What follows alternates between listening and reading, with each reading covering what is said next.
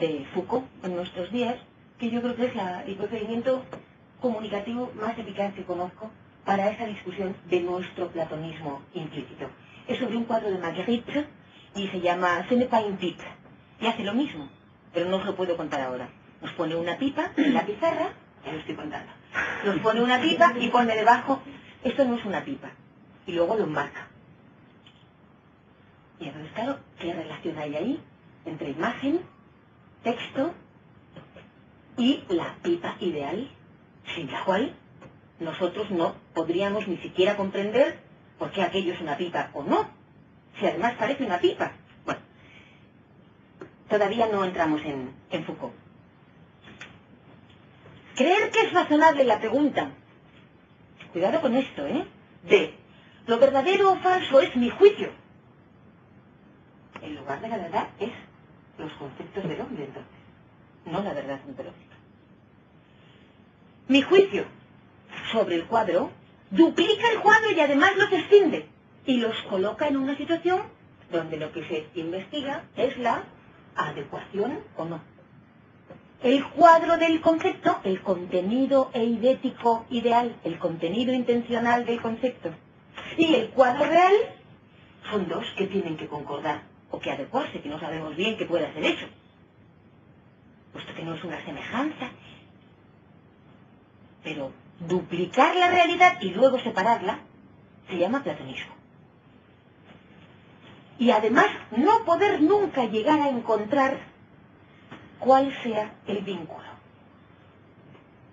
Heidegger, Nietzsche y el pensamiento metafísico, siguiendo a Spinoza, siguiendo a Aristóteles, siguiendo la otra gran tradición que nunca fue la platónica, es decir, la de la ontología inmanente no metafísica, lo que dicen es, si se parte de esa escisión entre ser y pensar, luego no se puede encontrar nunca el enlace. De manera que no se puede nunca llegar a establecer la verdad. Como mínimo tendréis que admitir conmigo que habría que preguntarse por la legitimidad o no de la escisión. O sea que tenemos que volver a pensar la nefexis para poder pensar en el sentido del pensamiento crítico de la filosofía. ¿Cómo vamos a dar por sentada la escisión? ¿Y si no fuera así?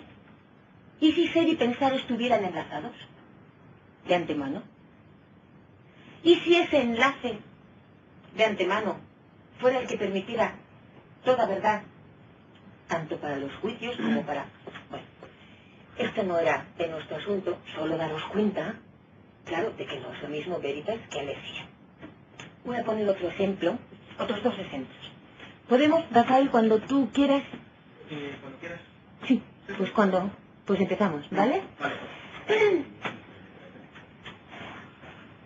Bueno, para los que empecéis a oírnos ahora, hemos trabajado en el contraste entre aletheia y veritas para que se sepa que no podemos traducir simplemente la veritas latina, la verdad romance del latín, en castellano como adequatio intellectus et rei, como adecuación del contenido eidético, contenido intencional del concepto, y la cosa por la aletheia, porque aletheia lo que significa es eso, desvelamiento, desilenciamiento, desocultamiento, con todas las dimensiones, además sincrónicas a la vez, que no dejan antes, cuidado con eso, porque es un error de muchos de los pensadores contemporáneos todavía historicistas, todavía metafísicos, poner la aletheia antes, como si hubiera primero el ocultamiento y después el desocultamiento, cuando lo que menciona la aletheia griega es que a la vez se dan el ocultamiento y el desocultamiento, y a eso llama verdad.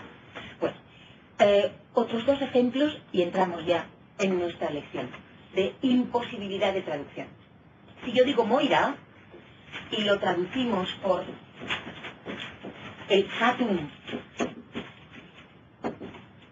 y por lo tanto por nuestro destino, ¿verdad? Seguramente si os preguntara y tuviéramos un poco de tiempo diríais, pues esto es una cosa que obliga un ciego destino ante lo que no se puede ser libre, más bien tendría connotaciones muy negativas y significaría fatalismo, incluso puede que se enlazara con elementos del terrorismo de sentido común que ahora se están vehiculando y dijéramos esto es lo propio de esos salvajes fundamentalistas que son los árabes, y pues ya estaríamos en apología belicista.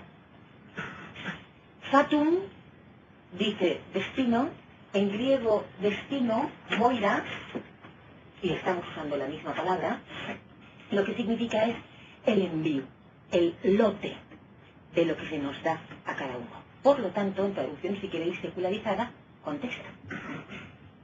El destino, la moira, es que se es mortal, es decir, hombre en vez de palmera, o en vez de trirreme, o en vez de Dios, y que se es o macedonio, o al contrario, tebano, y que se es hombre o mujer, o sea, es esa destinación, el envío de lo que nos circunscribe y posibilita, eso es moira. No es lo mismo, ¿verdad?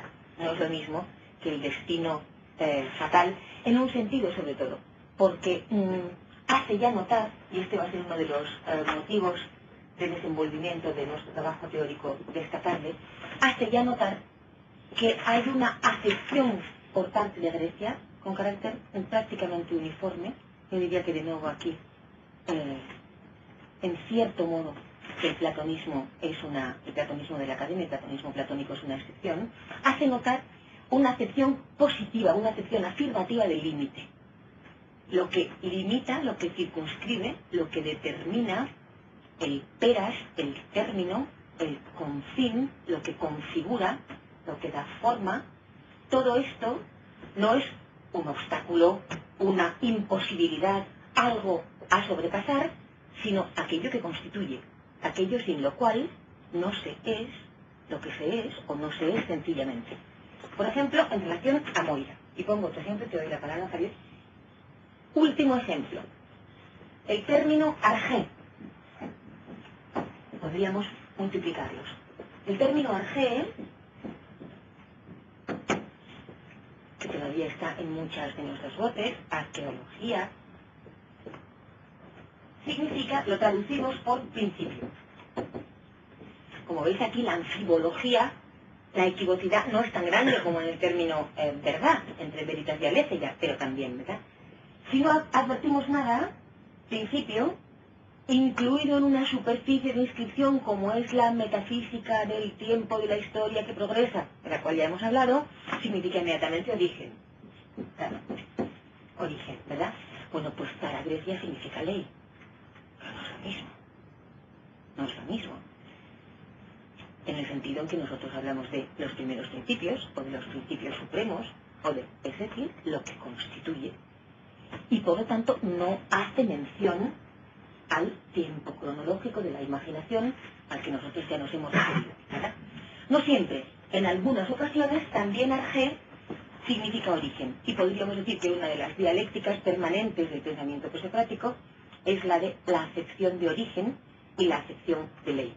Pero no podemos hacer como si no estuviera un griego cuando dice arjé oyendo las dos cosas, oyendo origen y oyendo ley, y probablemente más a menudo ley que origen, ¿de acuerdo?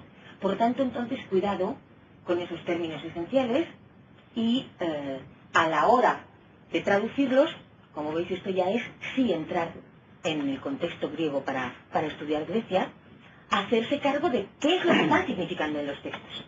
En ese momento, entonces, ya estáis leyendo. Y no traducirlos de inmediato por vuestras precomprensiones, que en algunos casos, además, no funcionarían, ¿verdad? Bueno, pues Marzoa selecciona los siguientes. Arjé, cosmos. Cosmos nosotros lo solemos traducir por mundo. También significa orden, ¿verdad? Orden.